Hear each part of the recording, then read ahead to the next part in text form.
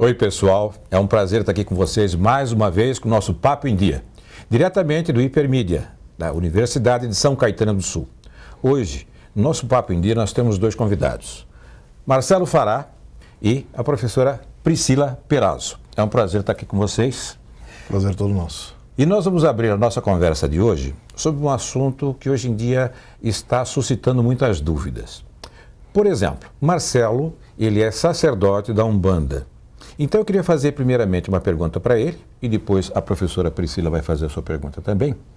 Exatamente qual é a diferença que existe para os leigos, como eu, por exemplo, que não sei exatamente qual é a diferença entre a Umbanda e o Candomblé. Então eu queria perguntar ao professor e ao mestre Marcelo, sacerdote da Umbanda, que de repente pudesse dar para a gente um esclarecimento sobre isso. Por favor, Marcelo. Obrigado. Meu nome é Marcelo Fará, sou sacerdote de Umbanda, do Templo de Umbanda, União Justiça Fraternal do Amor. A diferença entre a Umbanda e o Candomblé trabalha diretamente com os orixás, somente os orixás. Ela não tem um espaço para caboclos pretos velhos. A Umbanda já dá esse espaço, né? Em 1908, quando a Umbanda foi criada, em 15 de novembro, o Zélio Fernando de Moraes foi num centro espírita kardecista e nesse tempo ele incorporou um caboclo. E naquela época, em 1908, caboclos, pretos velhos e outras entidades seriam espíritos obsessores. E com isso, complicado. Acaba tranquilo, esteja tranquilo. Uma pergunta só que ele fazer exatamente com relação a esse início do processo entre a Umbanda e o Candomblé. Me parece que o Candomblé, inclusive, como ele é trazido pelos escravos negros africanos, ele está relacionado na história brasileira principalmente com aquilo que a gente chama da área rural, da área das fazendas, onde eles estavam trabalhando nas plantações e tudo mais. A Umbanda passa a ser uma religião e uma prática eminentemente urbana, não é? Principalmente a partir dessa data 1908. Que você falou, de 1908. Como é que isso se dá, essa diferença? Porque há um sincretismo diferente? Como é que acontece isso? O pilar da Umbanda, na realidade, ela tem o catolicismo, o espiritismo, que é o kardecista, e o candomblé.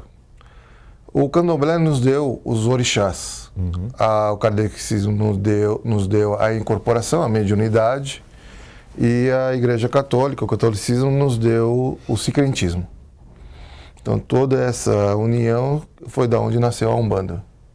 Certo. Bom, começamos por aí então a começar a entender exatamente as diferenças e as fusões. Professora Priscila, sua curiosidade. Marcelo, eu queria saber assim, qual o papel, qual a função, como atua o sacerdote? Eu, por exemplo, sou católica, então eu entendo a função do padre. Corresponde a alguma coisa nesse sentido? Sim, corresponde. Dentro da casa de Umbanda, o sacerdote, além de ter a responsabilidade de ser o guardião dos orixás, dos guias espirituais, de cuidar de toda uma firmeza, são os trabalhos que são feitos para manter a sustentação energética da casa, também cuida dos filhos, energeticamente dos filhos, para fazer todo esse trabalho de união espiritual. E o sacerdote, eu vou comparar com o que eu conheço, certo? Sim, lógico. Eu entendo. O sacerdote também faz os sermões, os anúncios, as orientações das pessoas na religião, ou tem outro movimento, o papel do sacerdote dentro da Umbanda? Então, a gente fala, assim, a gente não tem essa parte de sermões, porque a gente não tem a parte da Bíblia, né? Nessa liturgia. Não tem essa liturgia toda. Mas a gente fala sobre os guias, as datas, aonde que eles regem, né? Por exemplo, a gente tem Oxalá, que é Jesus Cristo, que é o dono do trono da fé. Ele que cuida da fé de cada um de nós. A gente tem o trono da lei, que é o Ogum, que é São Jorge, que cuida da lei. Xangô, que é São Jerônimo, que é o trono da justiça.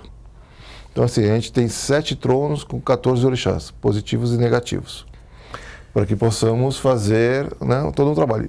E a gente entende que todos nós temos os 14 orixás dentro da gente, que nos regem a fé, a lei, a justiça, a geração, o conhecimento. Então todos nós temos os orixás dentro da gente. Uns um pouco mais, outros um pouco menos, que a gente fala que é pai e mãe de cabeça. E a religião, ela pode atuar, assim, fazer com que desenvolva um ou outro orixá? Ou é da própria pessoa que isso se desenvolve? Ou isso é da natureza, e como esses orixás se movimentam dentro da gente? Então, a gente sai do princípio que todas as pessoas são médiums. Todos os médiums, a gente faz o desenvolvimento, eles vão desenvolver primeiramente os seus guias espirituais, que são Caboclo, Preto Velho, Exu, né? Para depois a gente começar a fazer o desenvolvimento dos orixás. Todo mundo, todos os médios têm condições de fazer um trabalho de incorporação dos orixás. Pode trabalhar com os 14 orixás. Marcelo, você estava falando agora, por exemplo, que tem os orixás, que são aqueles de cabeça, que você pode desenvolver ou não, em função daquilo que você vai trabalhando. Mas existe, eu acho, que a necessidade de um esclarecimento, porque hoje em dia há muito preconceito com relação, principalmente ao candomblé, principalmente com a Umbanda, não é? Que é o desconhecimento daquilo que são as chamadas entidades básicas, que são o Exu, como você falou, Preto Velho, Caboclo, coisa desse gênero. O pessoal associa muitas vezes, por desconhecimento, não é, com entidades do mal, entidades da esquerda, coisas desse gênero. Você podia falar um pouquinho para esclarecer, para a gente diminuir um pouquinho esse preconceito, essa má imagem que existe sobre essas entidades, que inclusive fazem o bem? Sim. Então, na Umbanda, todos os guias espirituais fazem o bem, nenhuma delas faz o mal. É isso que vocês veem nos posts, traga o seu amor em 7 dias, isso não é Umbanda. Isso, para nós, é misticismo, isso faz mal à imagem da Umbanda. Então, quando você fala Exu, Exu é um espírito de luz. É o que está mais perto da gente no plano terreno, que ele tem um fácil acesso ao umbral, onde ele ajuda a resgatar aqueles irmãos que estão necessitados, que querem se voltar à luz, e eles vão fazer esse resgate, né? Então, o que acontece? O Exu é um espírito de luz. Antigamente, não tem um sincretismo para Exu. Então, na década de 60, até para colocar um pouco de medo nas pessoas em relação à religião, foi dadas as imagens diabólicas. Tridente, chifre. Tanto que isso acabou, não existe isso, porque são entidades de luz. São entidades que fazem o bem. E que trabalham no território das sombras para poder trabalhar a luz. Eles que conseguem levar até os espíritos de luz, o Preto Velho, até Caboclo, até a umbral, para que sejam resgatadas essas pessoas, para que possam ser feitos os trabalhos necessários para a recuperação espiritual delas. Priscila? Não tem mais nenhuma pergunta. Eu acho que esse assunto ele suscita na gente muitas dúvidas.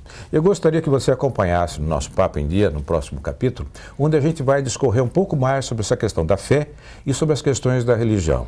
Acompanhe com a gente. Muito obrigado pela presença dos nossos convidados. Acompanhe os nossos programas. Estamos juntos.